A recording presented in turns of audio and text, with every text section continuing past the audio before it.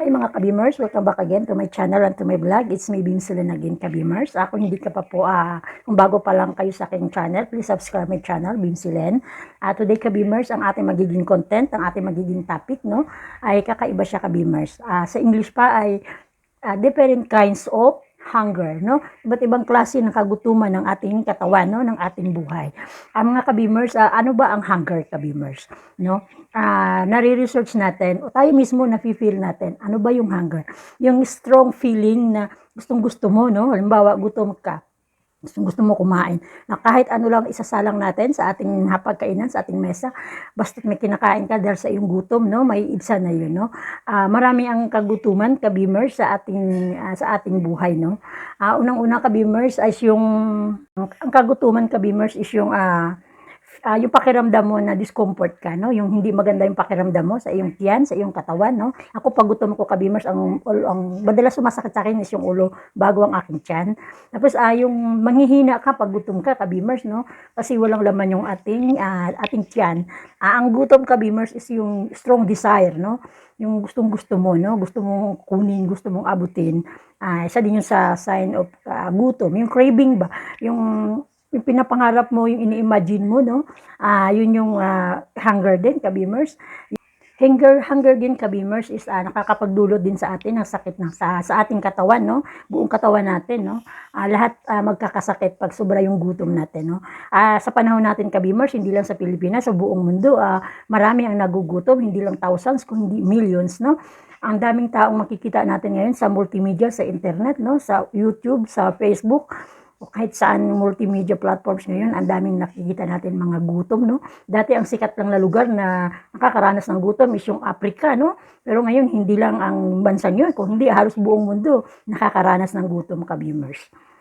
So ngayon kabimers, tatanungin naman natin, no, ano-ano bang iba't ibang klase ng hunger, no? Unang-una kabimers, yung physical natin, no, physical.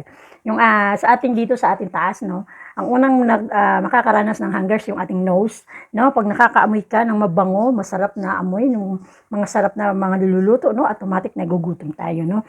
Yung ating tainga, pag nakakarinig tayo ng kalansing ng kaldero, no, nakakagutom na rin, no? Yung ating mata, no?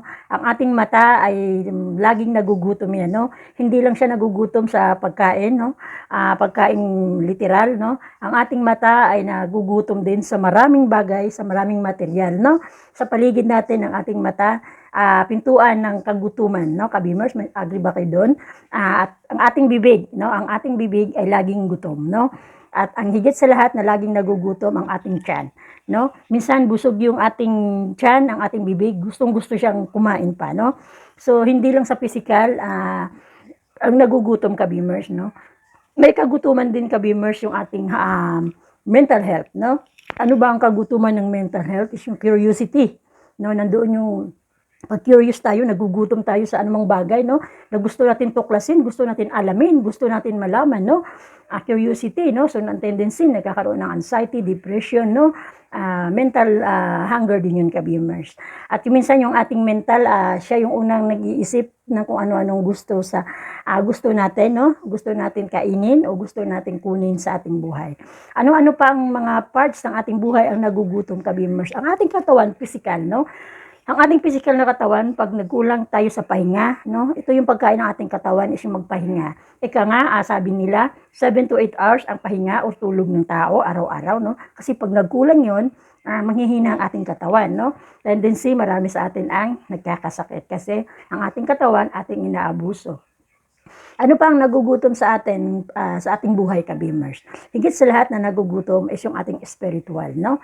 Ang ating spiritual, kabimers, ay nagugutom din yun. Imagine, ang ating physical na katawan, kumakain 3 times a day, may merienda pa, no? Tapos yung ating katawan, ang kinakain lang, ang ating spiritual na katawan or ating kaluluwa, no? Kung tutuusin, ang kakainin lang naman niya is yung magsimba dapat tayo, no? Manalangin, magpasalamat sa Panginoon, no? Yun yung ating spiritual hunger, kabimers. Imaginein kaya natin, kabimers, ang ating physical na katawan mataba.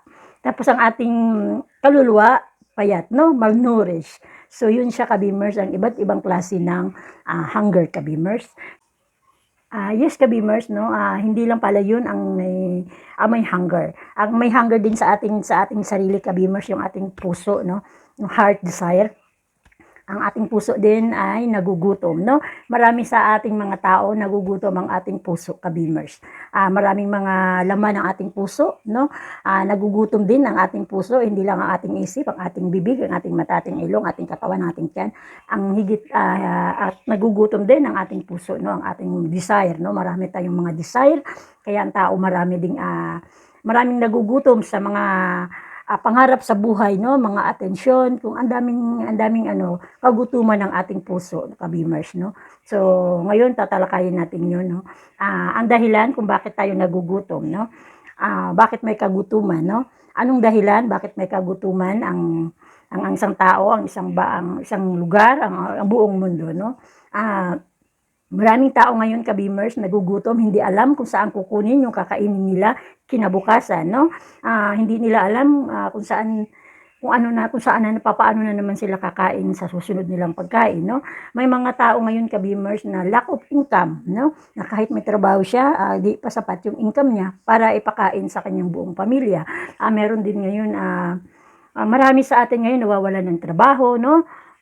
Nagiging jobless, tapos may pamilya kang pakakainin, no? Kawawa din, kabimers, rason din yun, no? Maraming dahilan nga bakit ngayon ang tao nagugutom. Is yung nagsara yung mga negosyo, no? Gawa sa pandemya. Yung pandemya natin nakakapagdulot ngayon ng kagutuman, hindi lang sa isang bansa, sa isang lugar, kundi buong mundo siya, no? Imagine yung lockdown, kaliwat kanan, no? Iba't ibang klase ng queue, nakakapagdulot yun ng gutom sa atin, kabimers, no? Imagine ka, naka-lockdown ka, hindi ka makalabas, no? Bilang yung ating kilos, no? So maraming dahilan ang pagkagutom ng isang tao ngayon. Ang kagutuman ngayon, ang poverty, ang kahirapan, no? Napakaraming nagugutom niyan ng mga kababayan na kapwa natin ngayon, kabimers, no? Yung conflict ng mga bawat lugar, no? Bawat bansa, bawat leader na may conflict, ang naaapektuhan higit lahat, no? Yung mga tao, yung mga civilian, yung mga bababang mga tao, no? Yung mga kagaya natin, no? Low income, tayo din ang naaapektuhan, kaya nagkakaroon din ng hunger ang ating bayan, ang ating bansa, no? Ang ating lugar. Yung political issue, no? Yung mga politiko na minsan hindi nagkakaintindihan, nagkakabigay din yun ng hunger, kabimers. Climate change. Ang climate change ngayon nakakapagdulot sa atin ng hunger. Imagine yung lugar dati na matubig, no? Dahil sa climate change, global warming natin, no? Natutuyo yung ating mga lupain na may maraming tubig. Dati nakakapagtanim tayo, hindi na tayo makapagtanim. Hindi lang sa nakakapagtanim ka, pati yung ating mga kahayupan, no? Namamatay, naaapektuhan din. So, nagdudulot din yun sa atin, kabimers, ng hunger, kabimers. Yung for education, no? Yung kulang tayo sa kaalaman, no? Minsan nakakapagdulot din yun sa atin ng hunger, kabimers, no? Yung marami din sa atin ngayon, kabimers, kahit naghihirap yung bansa, no? Yung lugar na yun, pero hindi nawawala yung food waste, no? Kahit sa mga restaurant ngayon, no? Makikita mo, daming mga pagkain tinatapon, no? Minsan nga ginagamit pa ng ating mga kasama, kababayan, tinatawag na pagpag, no? Sa ibang bansa naman, no? Makikita natin ngayon sa mga YouTube, no? Yung dumpers, ano ba yan, no? Yung namumulot ng basura na tinatapon ng ibang tao, no? Na pwede pa naman kainin, pwede pang gamitin, no? Isa din yun sa nakakapagdulot ng kagutuman. Sabi nga nila, ang tao daw hirap, kulang daw tayo sa pagkain, no? Pero pag lumabas tayo sa ating tahanan, kaliwat kanan naman nagtitinda ng pagkain, no? Ang daming nagtitinda ng mga gulay, mga pagkain, mga bigas, pero sabi nila kulang pa daw yung pagkain, no? Actually, ang pagkain hindi kulang. Ang kulang is yung ating pambili, no? Pambili ng pagkain para madala natin sa ating hapagkainan. Punta tayo sa mental hunger, kabimers, is yung curiosity, yung gusto nating malaman, no? Yung gusto natin matuklasan, no?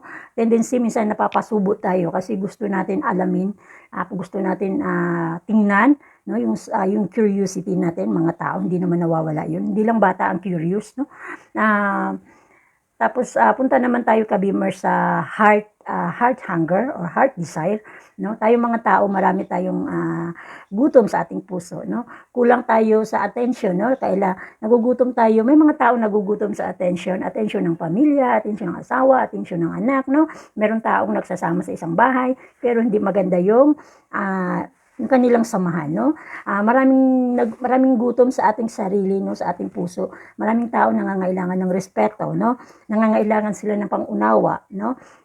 Marami kasi sa atin, hindi naman maiwasan yung nagiging judgmental tayo sa ating kapwa, no? Pag meron tayong nakita hindi makaaya-aya sa kanya, iba na, no? Nagja-judge na tayo. So may mga tao na kailangan nila is yung wag silang i-judge, no? Marami tayong mga heart desire, mga ambisyon natin. Marami tayong gustong abutin, no? Ang tendency ngayon ng mga tao, gutom sa kapangyarihan, gutom sa kaperahan, no? Yung may pera na gusto pang magkapera, yung may mga negosyo na gusto pang magkaroon ng mas marami pang negosyo, yung nakaupo na sa kapangyarihan parang ayaw nang umalis kasi nga heart desire, no? Yung gutom nila, yung gusto nila na doon na lang sila, no? Kasi nakakapagbigay sa kanila ng comfort, no? Sa atin namang physical hunger, kabimers. Ano naman itong physical hunger? Ito yung sakit natin, no? Tendency, marami ngayon sa atin na nagkakaroon ng sakit sa katawan, nagkakaroon ng mental illness, cancer, no? Sa iba't ibang parts ng katawan kasi inaabuso natin ang ating katawan, no? Sa una-una sa pagkain ng hindi healthy, no? Ang nagsasuffer yung ating physical na katawan. Marami pa kabimers yung pag-lack of pahinga tayo, no? Kulang ka sa tulog, no? Dahil sa katrabaho mo, kahanap buhay mo, yung katawan mo ang nagsasuffer. So, kailangan ng katawan is yung pahinga, no? At yun naman siyang bigyan ng importansya, no? Hindi naman siya machine para hindi siya magpahinga. Ang higit sa lahat, kabimers, na hunger is yung spiritual, no? Tayo ba kabimers, naramdaman pa ba ng gutom ng ating kaluluwa, no? Ano ba yung spiritual hunger, kabimers? Ang kinakain lang naman ng kaluluwa, hindi naman sa material, hindi siya yung mga kung anong mga bagay, no? Ang kailangan lang ng ating kaluluwa is magpasalamat sa Panginoon, no? Kilalanin ang Panginoon, paglingkuran ng Panginoon, mag-serve tayo sa Panginoon sa pamamagitan ng ating kapwa, no? So yun yung pagkain ng ating kaluluwa. Basahin natin yung mabuting balita o yung Bible, no? Pumasok tayo sa simbahan, no? Manalangin tayo, magpasalamat tayo. Pagkain yun ng ating kaluluwa, kabimers. Pero kung hindi natin nagagawa yan, kabimers, ngayon, kasi gawa sa pandemya, madalang lang, maraming simbahan ngayon ang sarado. So why not manood tayo ng mga live mass, no? Hindi lang tayo lagi nakatutok sa mga iba't ibang videos na saglit lang tayong malibang. So yun, kabimers, no? Ang sabi ni Lord, no, sa Bible, no, maraming verse sa Bible na ang tao hindi lang nabubuhay sa pagkain, no, yung pagkain tinapay o yung pagkain sinasaing natin, o binibili natin, no. Ang tao, kabimers, nabubuhay hindi lang sa pagkain material, no, kung hindi kailangan kumain tayo ng pagkain pang-spiritual, no. Sa panahon ngayon, kabimers, importante sa atin ang pagkain espiritual, no? Ano yun? Pakikipagrelasyon natin sa Panginoon, no? Ating Panginoong Hesukristo, no? Kailangan manalig tayo, maniwala tayo sa Kanya, sumandal tayo sa Kanya. Dahil sa panahon ngayon, kabimers, hindi natin alam ang buhay, hindi natin alam kung kailan tayo mawawala sa mundong to, no? Marami na akong kilala, kahapon kausap mo lang, no? Tapos malaman mo, patay na dahil sa COVID. So, kabimers, tayong mga tao, wag lang tayong magpakabusog sa ating mata, sa ating isip, sa ating physical, no? Nawa sikapin natin, gawin natin, maging mabusog din ang ating spiritual na pamumuhay o spiritual na buhay, kabimers. Kasi pag nawala tayo sa mundong to, anytime, no, mula ngayon, ang ating kaluluwa ay busog at secure tayo na pag nawala tayo sa mundong to, alam natin na maganda ang ating pupuntahan, no? Hindi masama ang magtrabaho, maghanap buhay para sa pagkain sa araw-araw, pero be sure na unahin natin ang ating Panginoon, no?